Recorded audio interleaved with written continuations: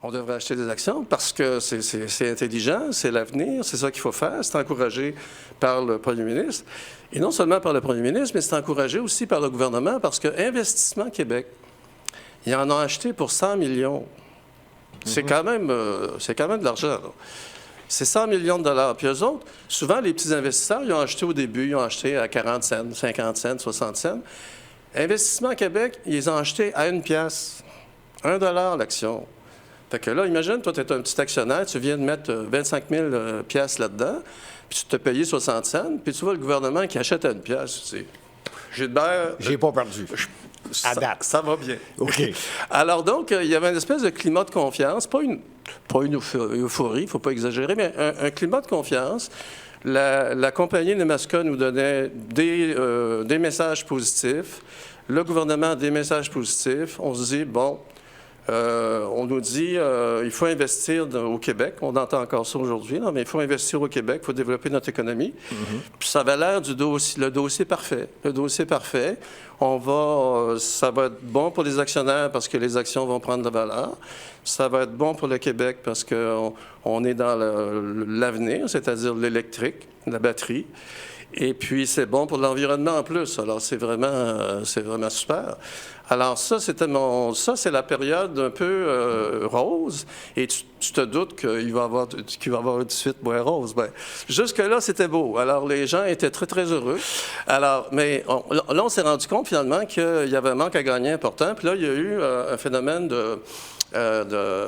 d'insécurité. Les investisseurs se sont dit, ben là, on s'en va où, là? Quand tu as 350 millions, c'est un budget d'1 milliard de dépassement, il y a vraiment un problème. Alors là, ce que la compagnie Nemaska a fait, ils ont dit, bien, il faut qu'on trouve 350 millions. Alors là, ils ont été sur les marchés financiers, puis ils ont signé des documents qui, selon moi, puis je le dis de façon tout à fait honnête, peut-être des documents qui auraient peut-être dû réfléchir avant de signer, comme par exemple 350 millions d'obligations d'une firme américaine. Ce 350 millions d'obligations, ça va, c'est de l'argent qu'il y avait besoin. Sauf qu'il y avait des conditions assez extraordinaires. Il y avait des conditions de livrer dans des délais assez courts et précis le lithium. Ouais.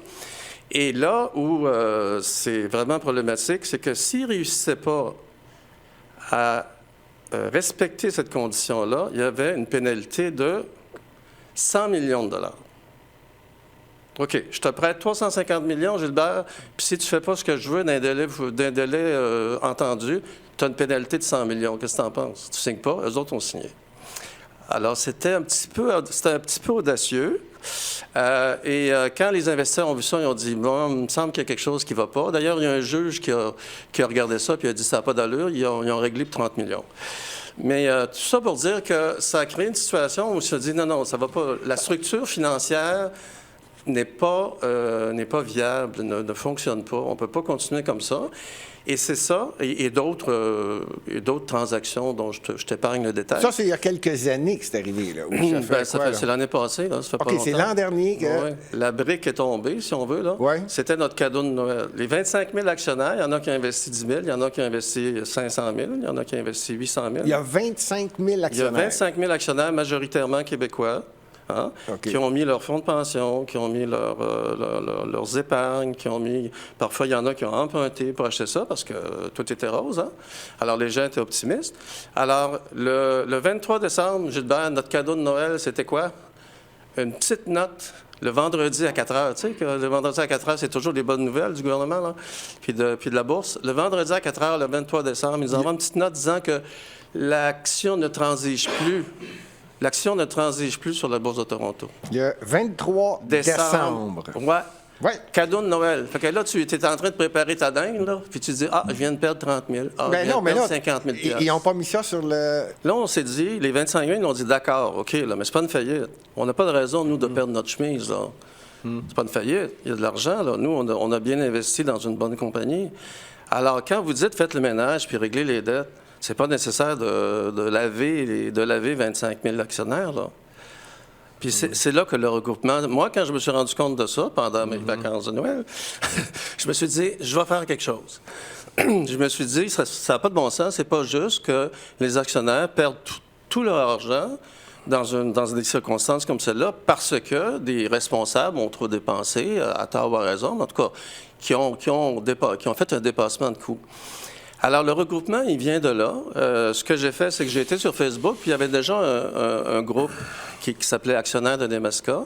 Et puis, moi, avec d'autres, on est une douzaine maintenant. On a fondé un conseil d'administration. On est un organisme à but non lucratif.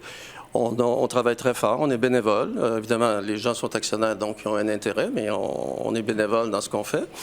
Et puis, on s'est dit, on va agir pour faire en sorte que le résultat de tout ce processus de refinancement, ça soit une relance, une continuation de Nemaska et non une privatisation, changer le nom de la compagnie, puis laver les 25 000 actionnaires. Ce qu'on veut, là, c'est qu'il va y avoir plusieurs offres, ça on le sait. Mais parmi les 5 ou 6 offres, des sérieuses, là, avec beaucoup d'argent, il va peut-être en avoir une ou deux pour la privatisation.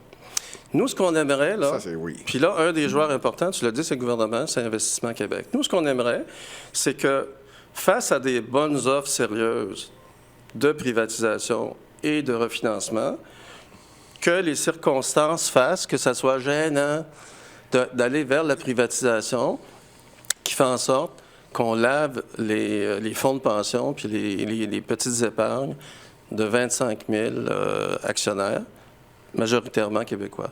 Donc, c'est là que c'est une forme de pression politique. Et je suis convaincu que notre gouvernement est très sensible à ce genre de discours parce que je sais que c'est pas un procès d'intention. Je sais qu'on a un gouvernement qui veut le développement du Québec puis qui a des bonnes intentions. Ça, il n'y a aucun problème là-dessus. Mais tu sais, parfois, il y a des décisions difficiles à prendre. Puis ça prend de la volonté politique. Tu sais de quoi je parle, Gilbert? Oui. Bon.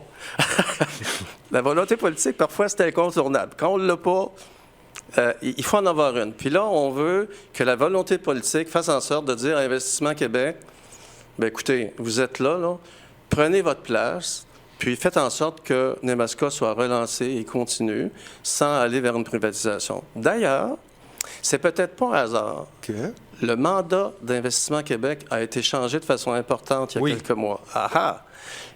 Pourquoi? Pour donner plus de liberté d'investissement à Investissement Québec. Et François Legault a doublé le budget d'Investissement Québec. Moi, quand j'ai regardé ça, peut-être je rêve, là, mais quand j'ai vu ça, je me suis dit, on dirait que Nemaska est écrit là-dessus. T'sais.